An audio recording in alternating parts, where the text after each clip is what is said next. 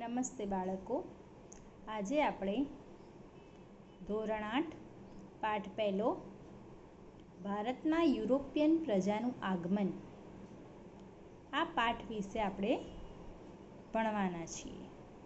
આપણે જાણી ગયા કે અગાઉના ધોરણમાં શીખ્યા કે આપણો દેશ એ દુનિયામાં તો અગ્રીમ હરોળનો હતો અને આખું વિશ્વ એમાં આપણા દેશ ભારતની સમૃદ્ધિ સંસ્કૃતિથી દુનિયાના બધા દેશો ખૂબ પ્રભાવિત હતા. ભારતને સોને કી ચિડિયા કહેવામાં આવતી, એટલો બધો સમૃદ્ધ આપણો ભારત દેશ હતો. તો જે આ યુરોપિયન પ્રજાઓ આપણા દેશમાં આવી તો શેના માટે આવી? તો વેપાર કરવા અને ધન કમાવવા. તો આ યુરોપિયન પ્રજા ભારતમાં વેપાર ધન કમાવવા માટે આવી, વેપાર કરીને ધન કમાવા. તો આપણે આ પ્રકરણમાં એ શીખવાનું છે કે કઈ કઈ યુરોપિયન પ્રજાએ ભારતમાં વેપાર કરવાના બહાને પગ મૂક્યો અને કઈ પ્રજા વેપાર કરવાના બહાને આવી અને અહીંયા જ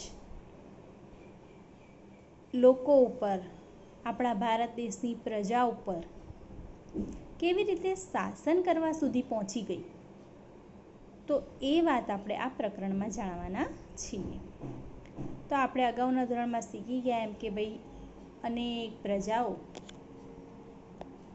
આપણા દેશ પર રાજ કરવા માટે આવી. પહેલાં તો આપણે જોઈએ કે અગાઉ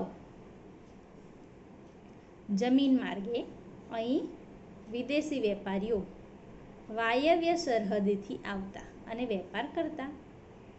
હવે જમીન માર્ગ છે એ વેપારીઓ વર્ષોથી વેપાર તો કરતા, પણ પરિસ્થિતિ એવી બદલાઈ કે જમીન માર્ગ બંધ થઈ ગયો અને વેપાર અટકી ગયો.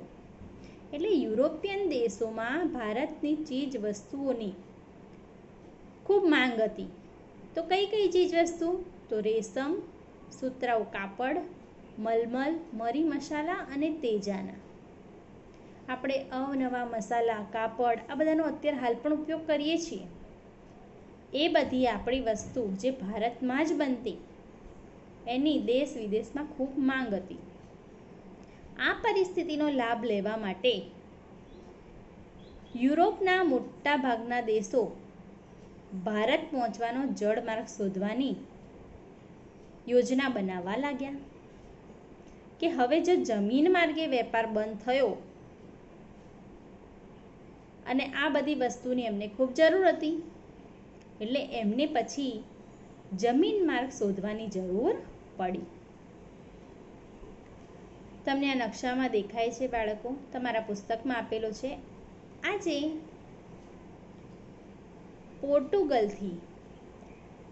પોર્ટુગલથી જે જમીન માર્ગે રસ્તો ભારત આવતો હતો એ બંધ થતા જળમાર્ગ શોધવાની જરૂર પડી.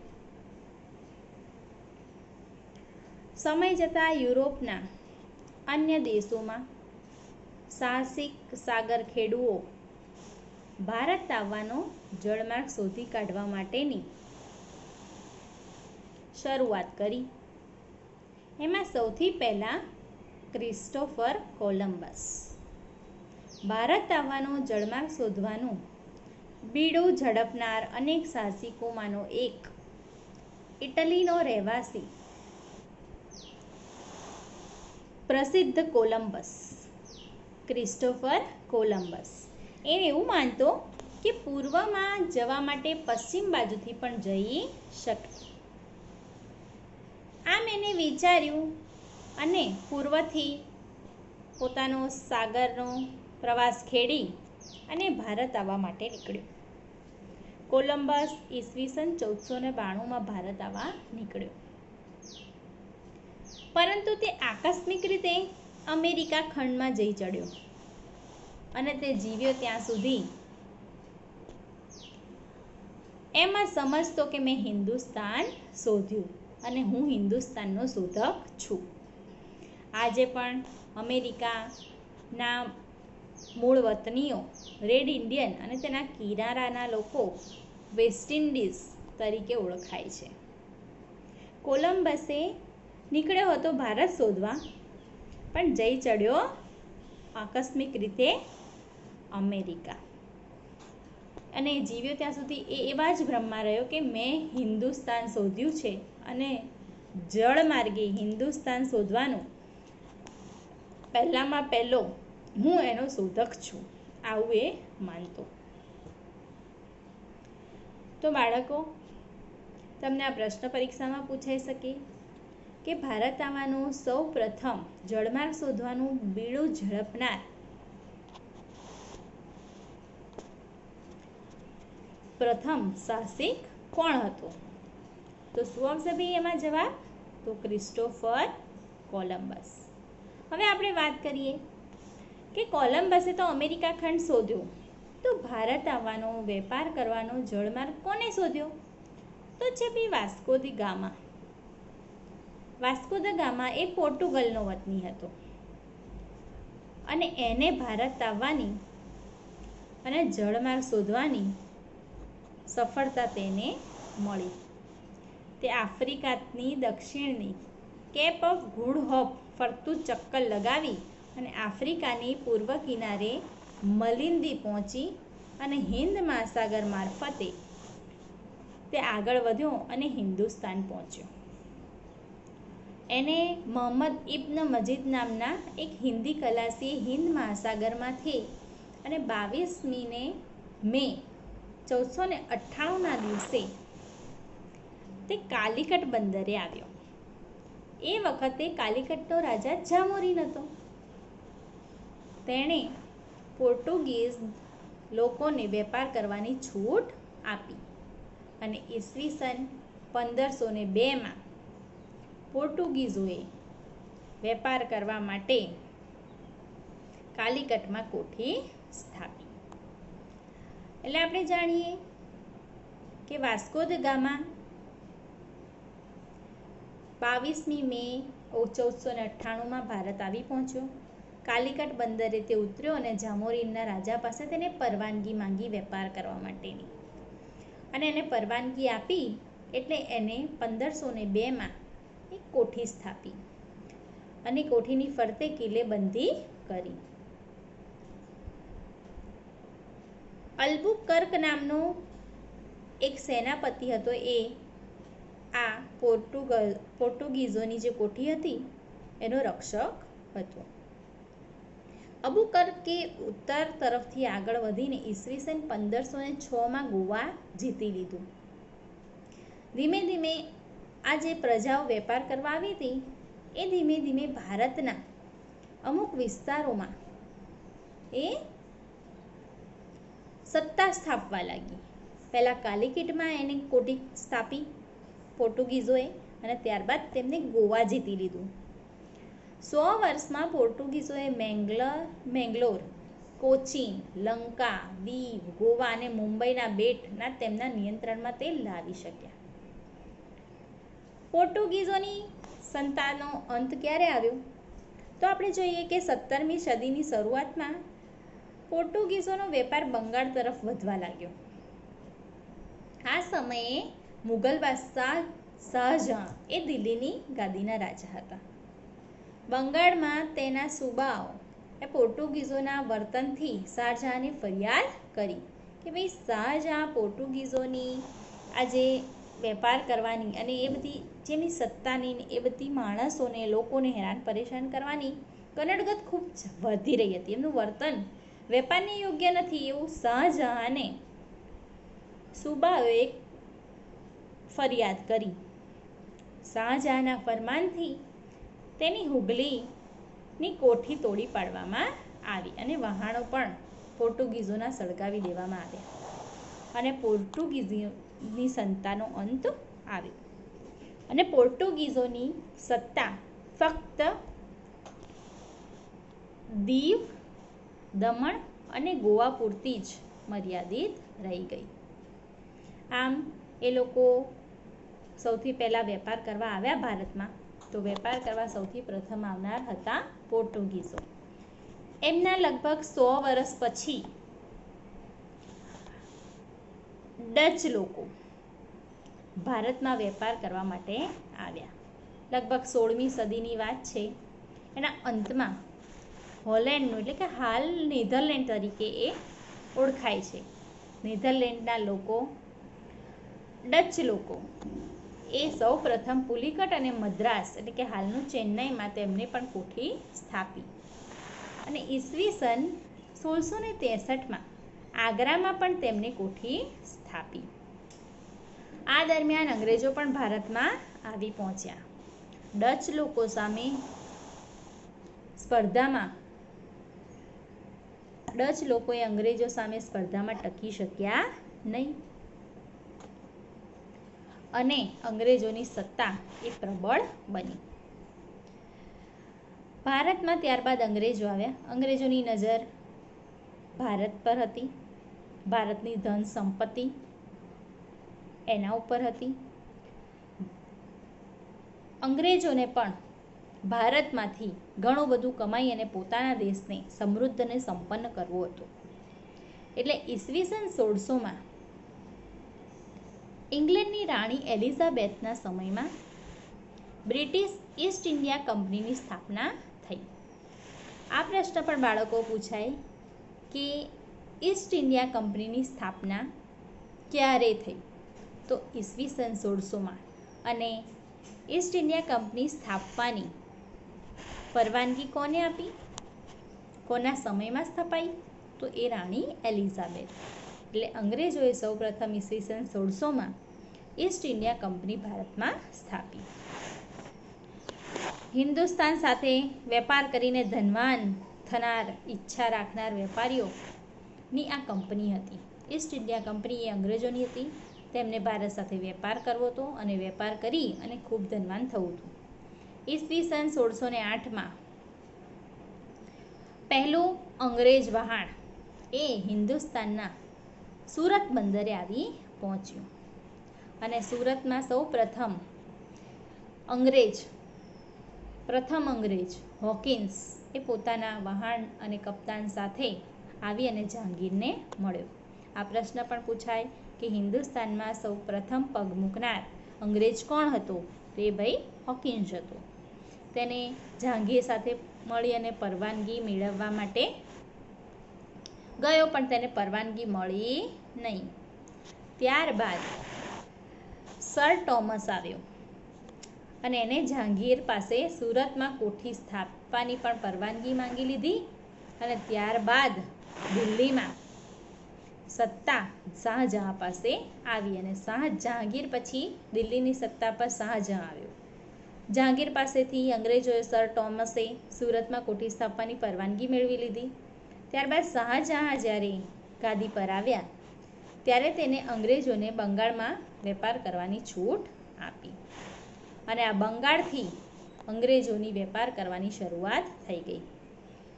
વેપારની સાથે સાથે તેમને પણ દેશમાં સત્તા સ્થાપવા માટે ઘણી બધી ચાલો ચલી, ધોકેબાજી, ગદ્દારી કરી અને ધીમે ધીમે એ આપણા દેશ પર રાજ કરવા લાગ્યા.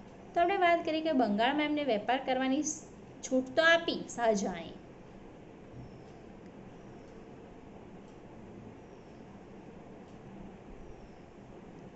પછી ફ્રેન્ચો આવ્યા.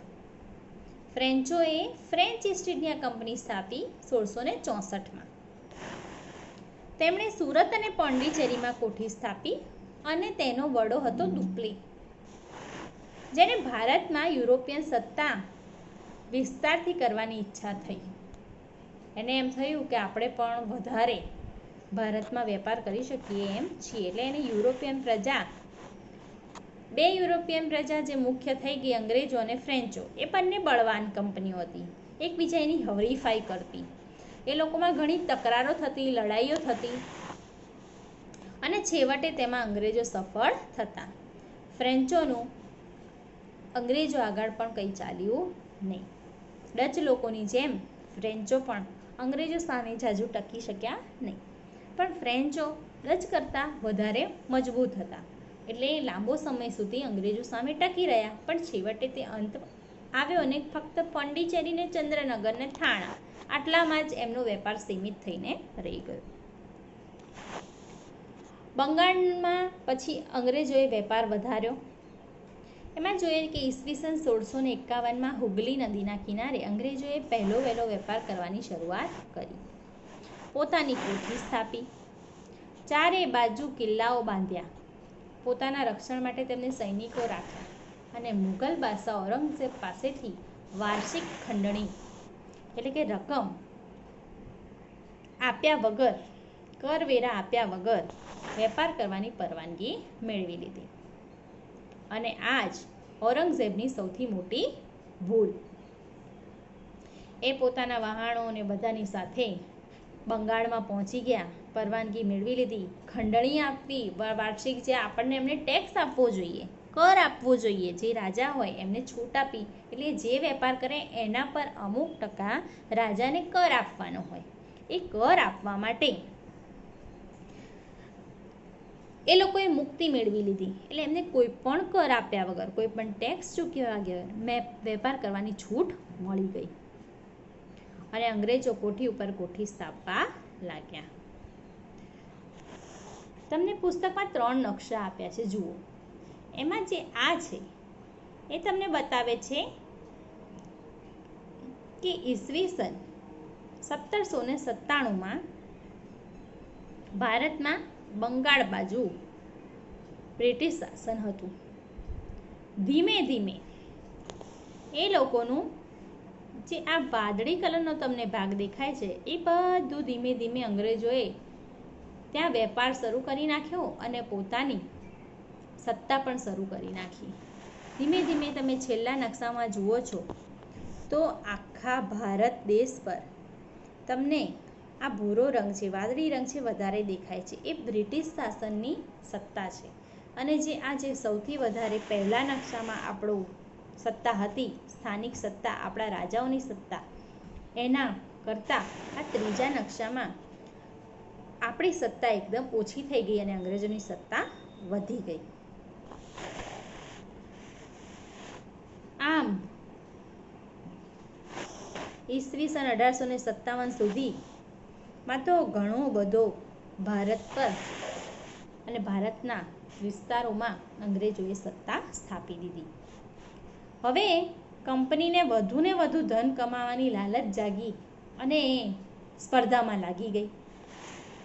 ઈસ્ટ ઇન્ડિયા કંપની અંગ્રેજોની હતી.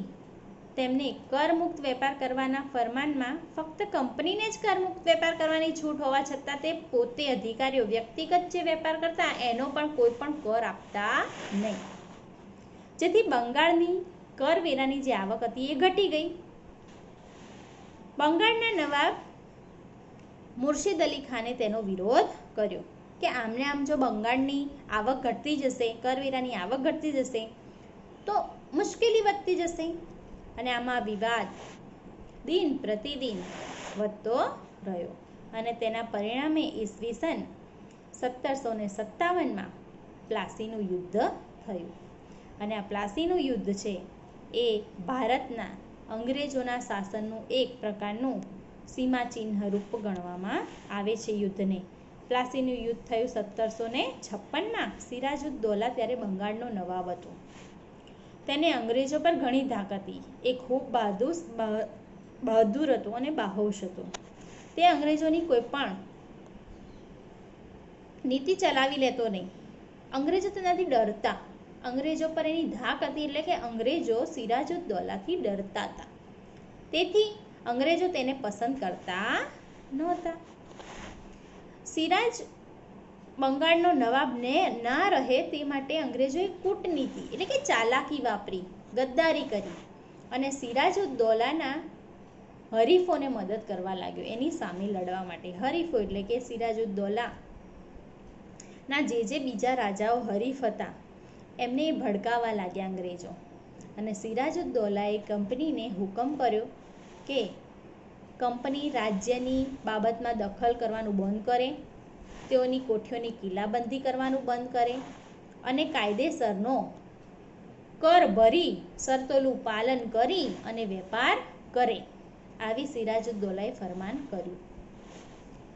સમાધાન માટે બંને પક્ષ તૈયાર નહોતા. સિરાજુદ્દૌલા અને અંગ્રેજો બંને તૈયાર હતા નહીં. સિરાજુદ્દૌલા એમ કે કર ભરીને જ એમને વેપાર કરવાનો છે અને અંગ્રેજો એમ કે અમે કોઈ પણ કાર્ય કર ભરીશું નહીં. તેથી નવાબે 30,000 સૈનિકો સાથે રાખી અને અંગ્રેજોની કોઠી પર હુમલો કર્યો. નવાબની ફોજ અંગ્રેજોને બંદીવાન બનાવી તેના વહાણો પણ ઘેરી લીધા. અંગ્રેજો સેનાને રોબર્ટ ક્લાઇવની આગેવાનીમાં વળતો હુકમ કર્યો. રોબર્ટ ક્લાઇવે સિરાજુદ્દૌલાના એક સેનાપતિ મિરજાફરને નવાબ બનાવવાની લાલચ આપી અને તેની મદદ માંગી અને તેને રાજી કરી લીધો. અને પ્લાસીના યુદ્ધના ક્લાઇવે સિરાજુદ્દૌલાને હરાવી અને દગાથી તેનું ખૂન કરાવી નાખ્યું. એટલે કહેવાનો મતલબ એમ છે કે જે સિરાજુદ્દૌલાનો સેનાપતિ હતો મિરજાફર, એ ગદ્દાર નીકળ્યો અને અંગ્રેજોની તરફમાં ભળી ગયો અને તેને પોતાના દેશની સાથે દેશદ્રોહ કર્યો અને પોતાના જ રાજાનું ખૂન કરી નાખ્યું. આમ ભારતમાં પહેલી લડાઈ થઈ અને જેમાં અંગ્રેજોની સત્તાની શરૂઆત થઈ ગઈ. આ લડાઈ એ ભારતના ઇતિહાસમાં મહત્વની ઘટના ગણવામાં આવે છે અને આનાથી આખો ઇતિહાસ બદલાઈ ગયો. જો આ સિરાજુદ્દૌલાના સેનાપતિ મિરજાફરે જો તેને મદદ કરી હોત, દગો ના કર્યો હોત, તો કદાચ અંગ્રેજો આટલા બધા આપણા દેશ પર રાજ કરવા માટે આગળ વધી શક્યા હોત નહીં. અને પ્લાસીના યુદ્ધ બાદ બક્સરની લડાઈ થઈ. અંગ્રેજોએ પ્લાસીના યુદ્ધ પછી મિરજાફરને બંગાળનો નવાબ બનાવ્યો તો ખરો, અને બનાવ્યો તો પણ એટલા માટે કે એ અંગ્રેજો કે એમ જ એ કરે, પણ એને એવું કર્યું નહીં. તે અંગ્રેજોના ઈશારાએ નહોતો નાચતો. તેને પણ કંપનીને વિરોધ કરતો. અમુક કેટલીક બાબતો હતી વેપારમાં જે એ ગદ્દારી કરવાની તો એમની નિયત જ હતી, એટલે એ નિયત પર આગળ રહ્યા અને મિરજાફરને પણ એનો વિરોધ કર્યો. તેથી એને પણ દૂર કરવાનો વિચાર અંગ્રેજોએ કર્યો કે ભાઈ આ તો આપણું કીધું કરતો નથી, એટલે હવે આને પણ રાજા રાખવો નથી અને તેની જગ્યાએ મીર કાસિમને નવાબ બનાવ્યો. એટલે બંગાળનો પહેલો નવાબ હતો સિરાજુદ્દૌલા. સિરાજુદ્દૌલા પછી એનો સેનાપતિ મિરજાફર, મિરજાફર પછી મીર કાસિમ. હવે મીર કાસિમ હતો એ તો કંપનીને ખૂબ પરેશાન કરવા લાગ્યો, અંગ્રેજોને ખૂબ પરેશાન કરવા લાગ્યો. એટલે ઈસવીસન 1764માં બક્સરની લડાઈમાં તેને પણ હરાવવામાં આવ્યો અને ફરી પાછો મિરજાફરને ગાદી પર બેસાડવામાં આવ્યો.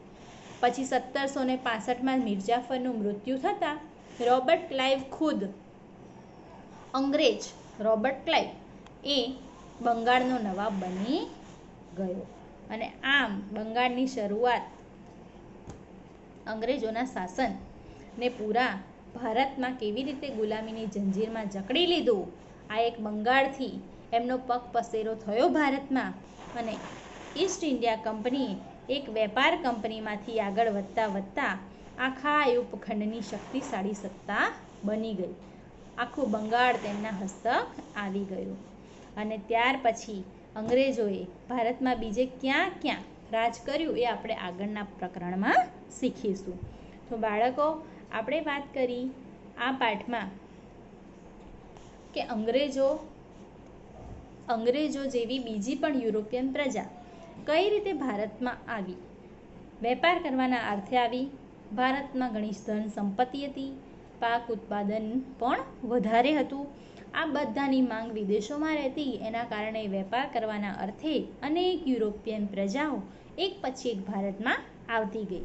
એમાં સૌથી શક્તિશાળી પ્રજા જે અંગ્રેજો હતા, યુરોપિયન પ્રજામાં અંગ્રેજો એ સૌથી શક્તિશાળી નીકળ્યા અને તેમને આખા બંગાળમાં પોતાની સત્તા સ્થાપી. આ વાત ફક્ત બંગાળની કરી, ધીમે ધીમે આખા ભારતમાં લગભગ એ લોકોએ 150 થી 200 વર્ષ રાજ કર્યું. હવે આપણે એ વાત આગળના પ્રકરણમાં જોવાના છે. બાળકો, તમારે સ્વાધ્યાયના પ્રશ્નો લખવાના છે અને એક સરસ ચોપડો બનાવી અને આ આખા પાઠને વાંચી અને સ્વાધ્યાય કરવાનો છે.